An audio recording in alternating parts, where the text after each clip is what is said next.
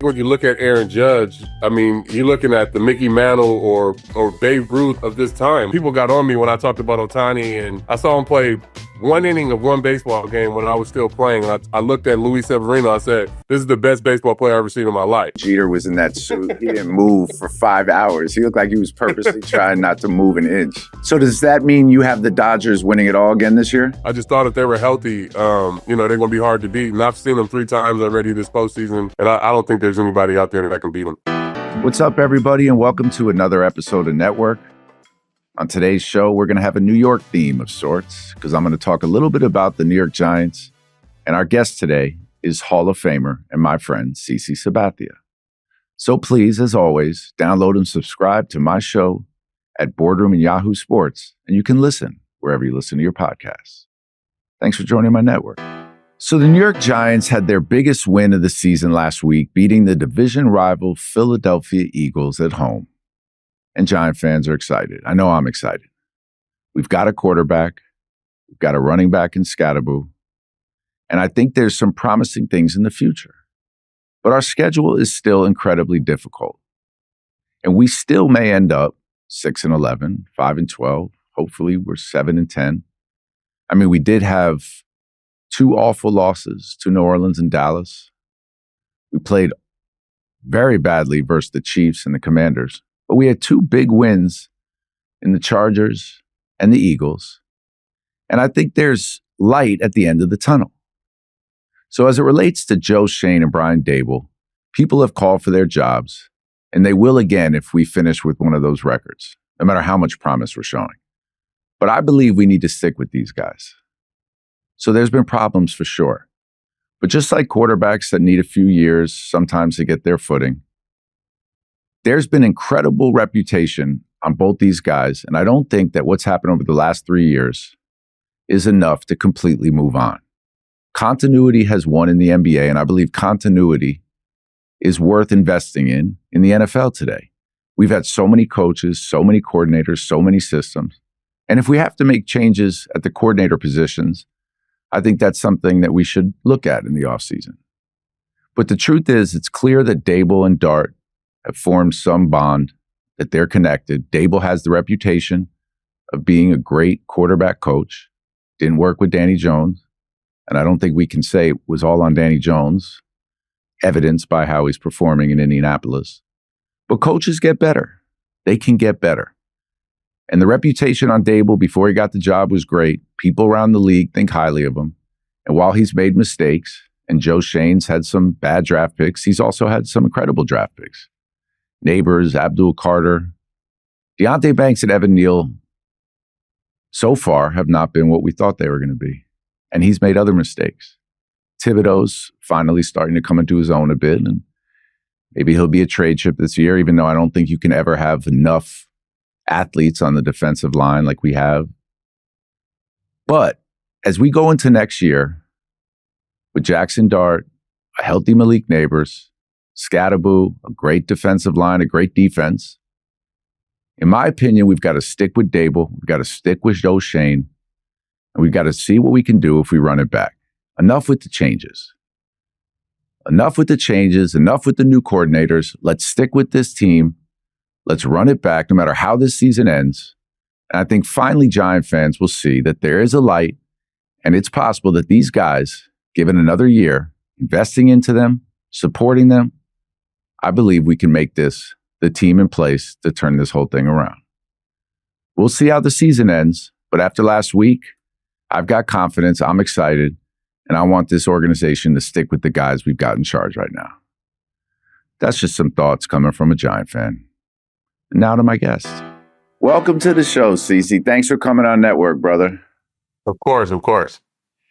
Fresh off the plane, right to the hotel room to talk to your guy. I appreciate it, man. I appreciate it. What, are you on a golfing trip this weekend? Nah, I'm down here watching Carter. My 15-year-old's playing in the Perfect Game tournament this weekend. It's a big tournament. It's like the biggest one of the fall. So it's his first time playing, so I wanted to come down here and check him out. Amazing, man. You've experienced everything in sports. But where does all of your accomplishments rank up against going to watch your sons play baseball and being a baseball dad? I mean, they don't compare at all. You know what I mean? Like having a chance to be able to watch their journey. Carter loves the pitch, so that like drives me crazy. Like when he's on the mound, but he loves to do it. He has a lot of fun doing it. So it's fun for me to be able to like to now be a dad, be a baseball dad. I'm out there with my wagon. I got my chair. I got my fan. Like I got my iPad out there. I'm really into it. So it's a lot of fun to be able to kind of and really just be, a baseball dad and be a dad. So I feel like I miss so much of my oldest guy that I don't want to miss nothing with my 15-year-old. So I'm everywhere with him. Yeah, no, it's amazing, man. And you've got incredible kids.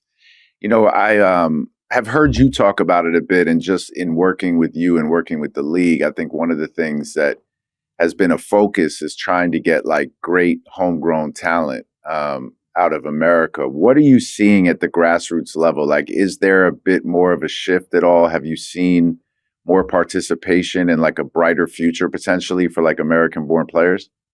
Yeah, honestly, when I was playing the game, I thought that like our kids weren't playing baseball. I thought that, there was other interests, football, basketball, all these other sports. But when I retired and my 22-year-old now, he was 15 at the time, being able to go on the circuit with them and understanding and seeing how many kids are actually playing the game, at a young age, it's just that 12 to 13-year-old age where, other interest kind of peaks up and different things like that. But getting them from the small field, from the little league field to the big field is the hardest challenge. But once you have them like by 14, 15, and they're baseball players.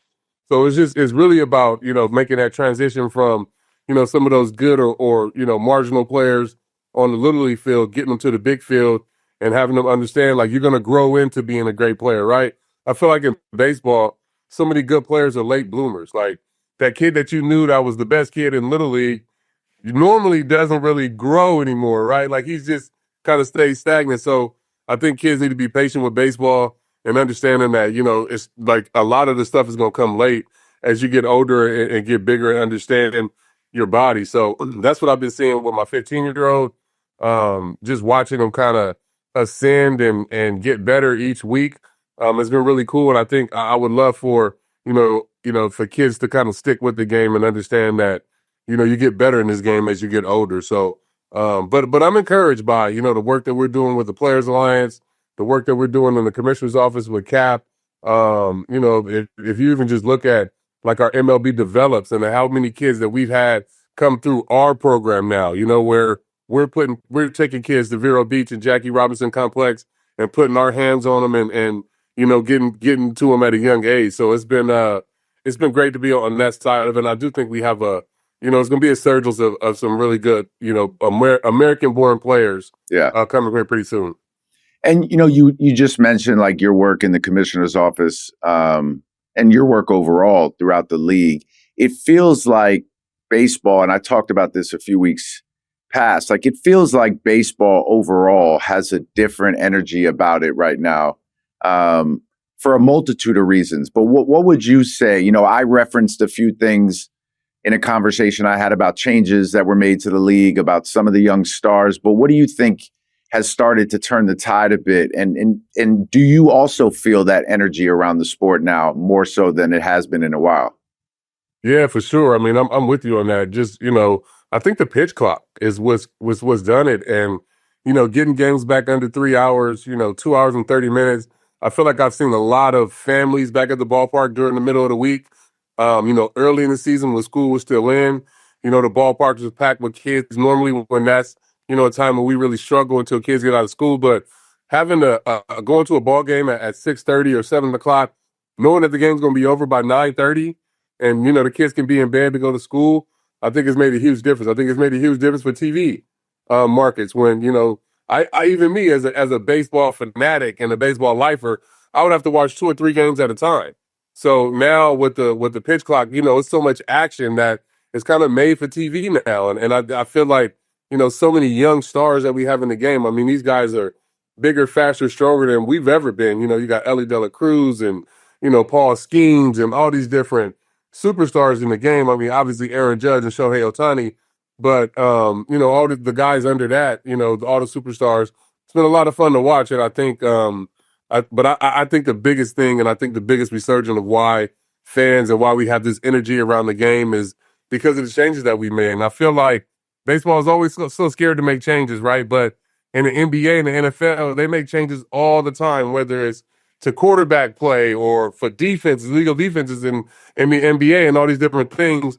I feel like, I'm glad that we were able to make that change and looking forward to the ABS for the challenge system next year. Just something that adds to the game experience for the fans. And I think it'll help out, player and league-wide getting that kind of that big miss right that Rob has been talking about. Yeah. And are you guys always like, is it an ongoing conversation because of the success that some of the changes you made had? Is it an ongoing conversation at looking at other ways to innovate, or do you guys think you've kind of acknowledged the things that needed to be changed? No, I think there's always room to improve, right? There's always room to improve the game. There's always, different ways. I think we do a good job of listening to the fans. The last couple of years we've been polling the fans and listening to what they want, and that's how we got the pitch clock. That's how we got ABS. All these different things. So, having the fan input along with the players and, I think that we could always, look to improve and look to, make our game better.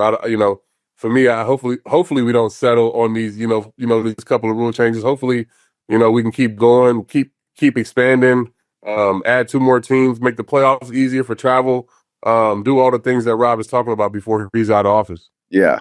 And you mentioned obviously like, any growth for a league comes with star power. And you mentioned the crop of young stars and you mentioned Judge and Ohtani.